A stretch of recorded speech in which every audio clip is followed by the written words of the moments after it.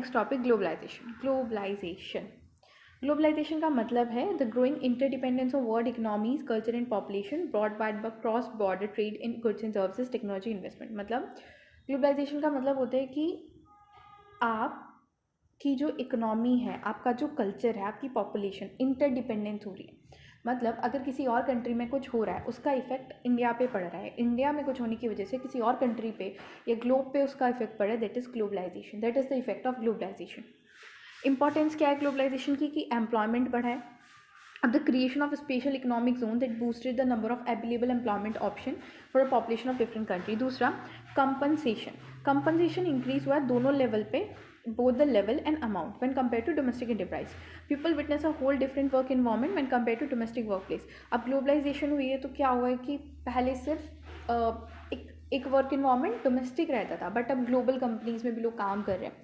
जो दूसरी कंट्रीज़ में कंपनीज़ हैं, वो जो बैक वाला स्टेप वाला काम होता है वो दूसरी कंपनीज़ में मतलब BOP आया है, जिससे क्या होता है कि आपका जो लेवल ऑफ अमाउंट आपको मिल रहा है सर्विस के लिए, आपको जो काम मिल रहा है वो बिल्कुल डिफरेंट हो गया है। तो कंपनसेशन आया है। Rise in standard of living, पहले एक ही ब्रांड होती थी, उसी से सामान खरीदना होता था, आपका जो लेवल ऑफ स्टैंडर्ड है वो काफ़ी कम होता था। बट आपको अब ग्लोबल ब्रांड्स का एक्सेस मिल चुका है, जिसकी वजह से आपका पीपल का जो स्टैंडर्ड ऑफ लिविंग है वो काफ़ी चेंज हुआ है। Infrastructure development, technological progress has add to the improvement of countries infrastructure.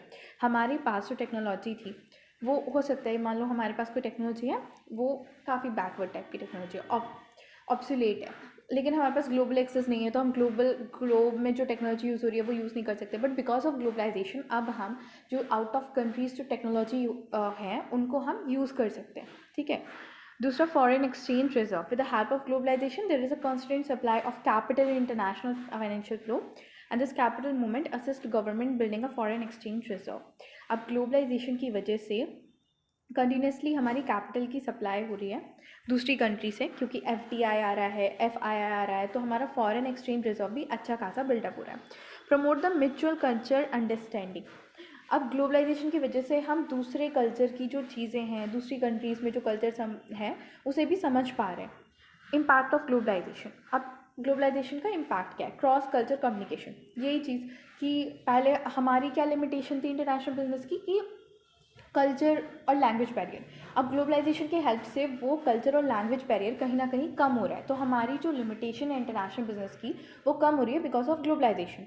Thanks to increase competition, अब ग्लोबलाइजेशन है तो बाहर की कंपनीज भी आ रही हैं, वो कॉम्पीट कर रही है डोमेस्टिक मार्केट में, तो जो डोमेस्टिक कंपनीज हैं वो अपने आप को और बेटर कर रही हैं because of increase the competition. Increase outsourcing का मतलब होता है कि आपकी कंपनी कुछ काम खुद ना करके दूसरी कंट्रीज़ में करा रही है। जैसे कि मेरी कंपनी जो मैन्युफैक्चरिंग करती है और HR वगैरह का भी, मतलब सारी पूरी कंपनी सारा ही काम करती है।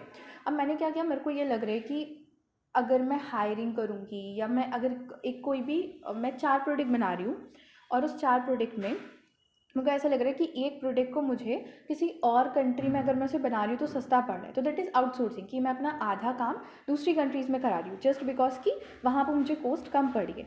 तो ग्लोबलाइजेशन की वजह से हमारी आउटसोर्सिंग बढ़ी है। नेक्स्ट डिजिटलाइजेशन, अब इसे तो बताने की ज़रूरत ही नहीं है कि इस एज में ग्लोबलाइजेशन की वजह से दूसरी टेक्नोलॉजी अब इंडिया में आई है, सेटअप हुई है। अब एप्पल का आईफोन ले लो। Then mobility. With the introduction of globalization, modern transport technique has come into the picture.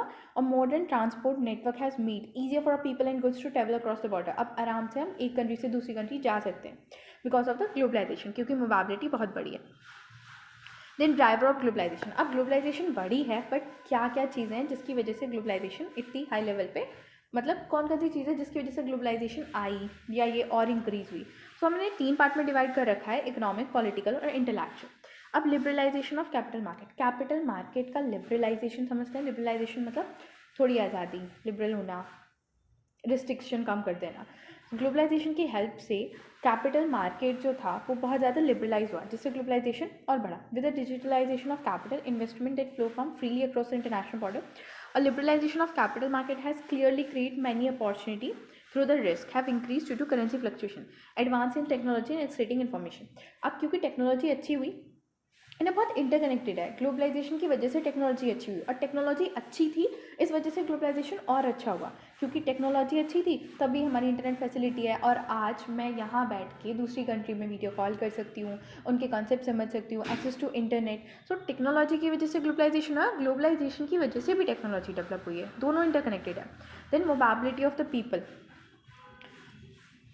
mobility of people has increased and this is because of the several factor. Population of industrialized country are getting old. mobility जो लोगों की बहुत ज़्यादा बढ़ी है, इसका भी बहुत से रीज़न है। जो इंडस्ट्रियलाइज्ड कंट्रीज़ हैं उनकी जो पॉपुलेशन है वो बूढ़ी होती चली गई, और अब चीपर वर्कर जो हैं वो इमर्ज होने लगे इकोनॉमीज़ में, जिन्हें बेस्ट एजुकेशन मिली और सब कुछ हुआ। जैसे दूसरी कंट्रीज़ में, अब हम जापान का देखें तो जापान में क्या है कि वहाँ पे ओल्ड पॉपुलेशन ज़्यादा है as compare to young population, और हमारी कंट्री में यंग पॉपुलेशन काफ़ी अच्छी है जो कि एजुकेटेड भी है और उस लेवल का काम कर सकती है, लेकिन हम सस्ते में काम करने को तैयार है।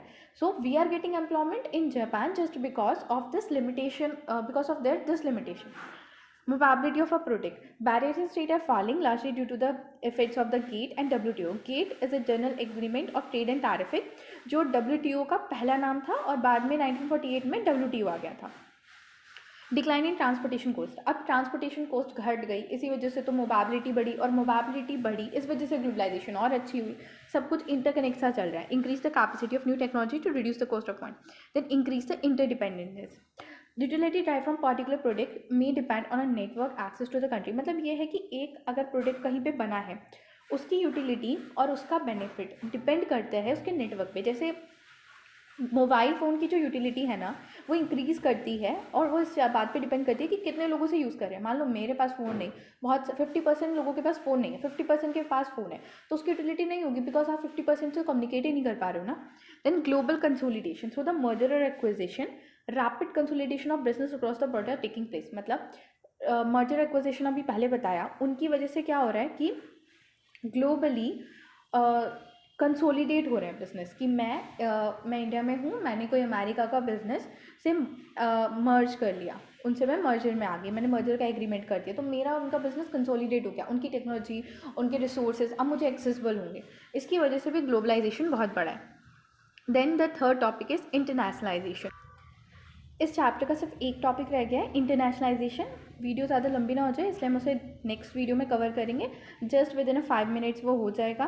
Thank you for watching and subscribe to the channel, इसे सब्सक्राइब करो और वीडियोज़ अब रेगुलर आएंगी। इंटरनेशनल बिजनेस को पूरा कवर कराया जाएगा, पूरा सिलेबस। लाइक करो, शेयर करो और चैनल को सब्सक्राइब करो। थैंक